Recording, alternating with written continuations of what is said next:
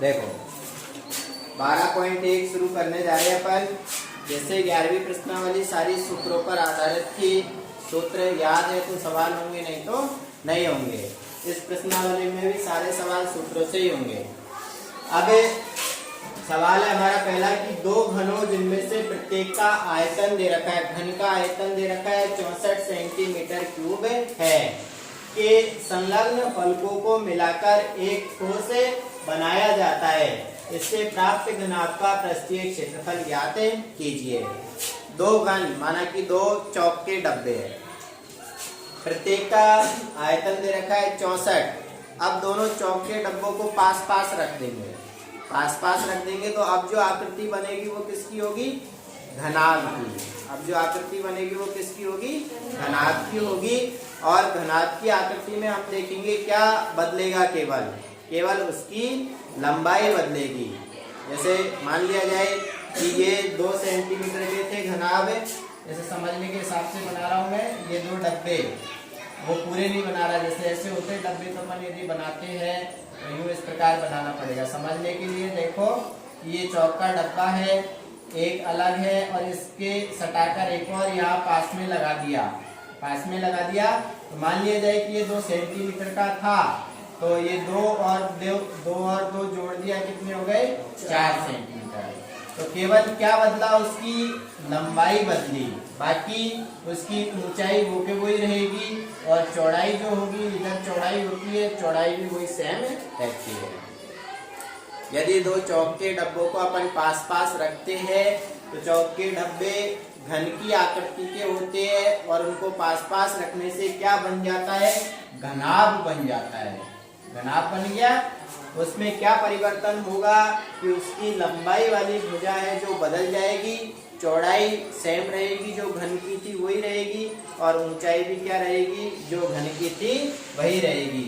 सबसे पहले तो हमें जो घन दिया है उस घन का क्या दे रखा है? आयतन दे रखा है। इससे हम घन की क्या निकालेंगे? भुजा निकालेंगे। देखो दिया क्या है हमें? घन का आयतन, घन का आयतन दे रखा है 64 सेंटीमीटर क्यूब है। अब घन के आयतन का सूत्र क्या होता है? कोष्ठक भुजा 64 को देखेंगे, 64 किसका घन होता है? 64 किसका घन होता है? 4 का। 8 का तो वर्ग होता है 64, 4 का घन 64 होता है। अब दोनों तरफ घात 3 है, देखो घात 3 से घात 3 कट जाएगी, तो उस घन की भुजा कितनी आ गई? 4 सेंटीमीटर आ गई। तो घन की भुजा लंबाई भी 4 होगी, चौड़ाई भी 4 होगी और जो ऊंचाई होगी वो भी 4 होगी। अब 4 के पास में ही सटा के एक और घन लगा दिया तो उसकी लंबाई कितनी हो जाएगी? 4 और 4 8। तो यहाँ हम देखेंगे दोनों घनों को मिलाकर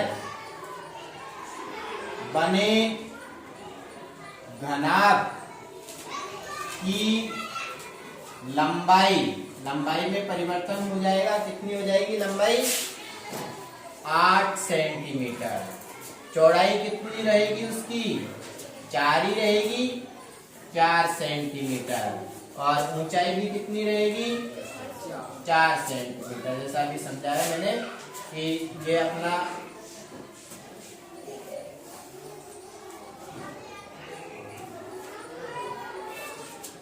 ये एक घन है, तो ये तो इसकी लंबाई होती है, ये चौड़ाई होती है 4 और ये इसकी ऊंचाई होती है 4।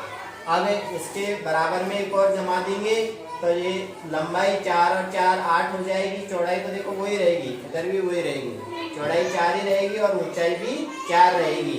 केवल लंबाई 4 और 4 8 हो जाएगी, बाकी सब सेम रहेंगे। ये समझ में आ गया?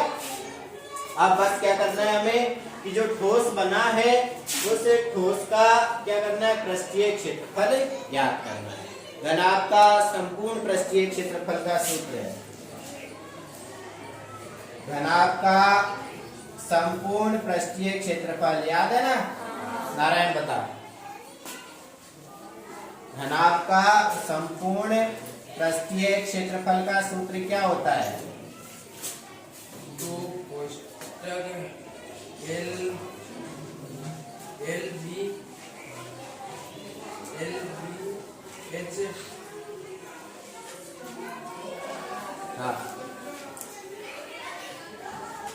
तो कोष्ठक लंबाई गुणा चौड़ाई प्लस चौड़ाई गुणा ऊंचाई प्लस ऊंचाई। बढ़िया, याद रख। दो कोष्ठक है, लंबाई गुणा चौड़ाई प्लस चौड़ाई गुणा ऊंचाई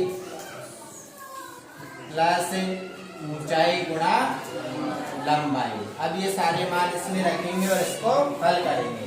तो कोष्ठक लंबाई कितनी है? 8 गुणा 4 प्लस 4 गुणा 4 प्लस 4 गुणा 8।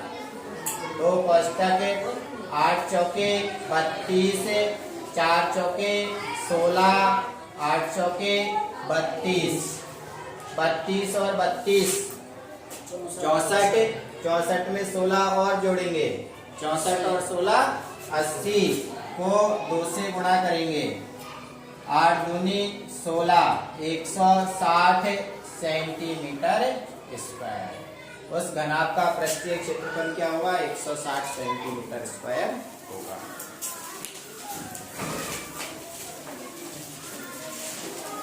तो